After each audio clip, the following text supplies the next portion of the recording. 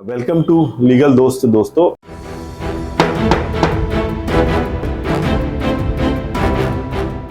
मैं मनीष यादव अधिवक्ता। आज हम एक बहुत ही महत्वपूर्ण और ज्वलंत मुद्दे पर भी चर्चा करना चाहेंगे, जो है मीडिया ट्रायल। ये हम बरसों से देखते आ रहे हैं। मीडिया ट्रायल का मतलब ये होता है कि कोई भी व्यक्ति अगर इसको एक अपराध कर दिया है या उस पर कोई आरोप भी लगाए तो मीडिया उसके इस कदर पीछे पड़ जाती है जैसे वो दोष सिद्ध हो गया है और उसको बिल्कुल फांसी पर लगाने को तत्पर हो जाती है। आजकल हम इलेक्ट्रॉनिक मीडिया हो चाहे प्रिंट मीडिया हो, दोनों तरफ ये बड़ी संख्या में देखने में आ रहा है कि कोई किसी के खिलाफ कोई एफआईआर या कोई शिकायत ही क्यों ना हो गई हो, पूरी मीडिया उसके पीछे पड़ जाती है। जबकि देखा जाए तो कानून के प्रावधानों के पूर्णतः विपरीत है। जब तक कोई व्यक्ति दोष सिद्ध किसी भी सक्षम न्यायालय के द्वारा नहीं हो जाता, उसको दोषी ठहराया जाना बिल्कुल गलत है और न्याय की सिद्धांत के बिल्कुल विपरीत है। क्योंकि देखने में ये आता है कि हमारा कानून, हमारी कॉन्स्टिट्यूशन हमें ये अनुमति देता है कि कोई भी व्यक्ति के खिलाफ अगर कोई आरोप लगा है, कोई एफआईआर दर्ज हुई है या कोई भी कायमी हुई है, तो उससे अपना पक्ष रखने की, अपने आप को निर्दोष साबित करने का पूर्ण अवसर दिया जाता है न्यायालय के द्वारा। न्यायालय की एक पूरी प्रक्रिया है कि पुलिस एफआईआर दर्ज करती है,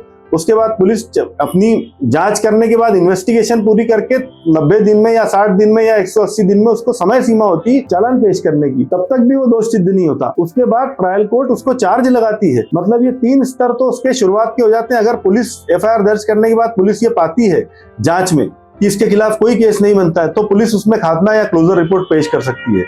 वो एक अवसर रहता।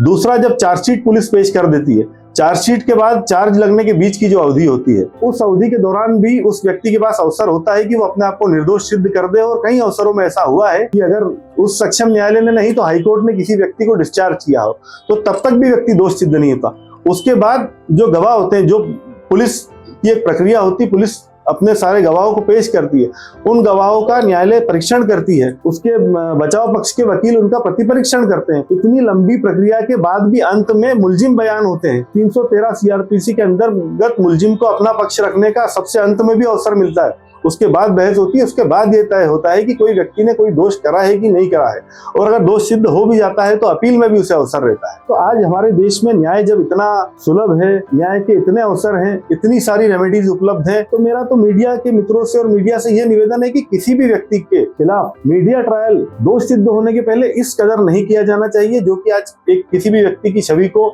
आघात पहुंचाने का बहुत आसान जरिया बन चुका है। और मीडिया ट्रायल से कहीं ना कहीं न्यायालय का दृष्टिकोण भी बिगड़ता है। हम ये देखने में आ रहा है कि हम कभी भी कोर्ट में जब बहस करने जाते हैं किसी भी मुद्दे पर, तो कई बार आजकल कोर्ट भी कमेंट करने लगी कि आपने आज पेपर पढ़ा, आज के पेपर में क्या खबर छपी थी, आपने देखा कितने अपराध बढ़ गए।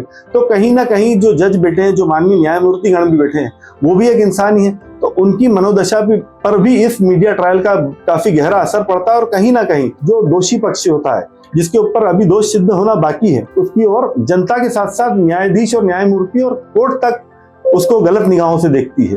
तो मीडिया ट्रायल हमारे देश में बहुत सुधार की आवश्यकता है, एक गाइडलाइन बनाए जाने की आवश्यकता है। देखने में आता है कि अगर किसी व्यक्ति के खिलाफ मीडिया ट्रायल चलता होता तो उसका कोई नियंत्रण नहीं, व्यक्ति खुद न्यायालय में जाकर अर्जी लगाता है, तब जाके कोर्ट को लगता है कि हाँ इस मामले को यहीं रोका जा सकता है, तो रोकने के ऑर्डर करते हैं। बाकी अपने देश में इसी प्रकार का कोई कानून नहीं कि कोई मीडिया ट्रायल रोका जाए। और किसी व्यक्ति के खिलाफ मीडिया ट्रायल हो जाता है जब तक तो ठीक है, जब वो बरी हो जाता है तब बुला दिया जाता है कि ये बरी भी हुआ था, क्योंकि उसको समाज और न्यायालय ने तो दोषी की नजरों में ही देखा था। तो आज मीडिया ट्रायल पे बहुत गंभीर चर्चा और बहुत गंभीर सुधार की आवश्यकता मैं महसूस करता हूं कि समाज में और मीडिया में इस और पहल की जानी चाहिए, ताकि जो व्यक्ति है उसकी छवि और उसका जीवन बच सके।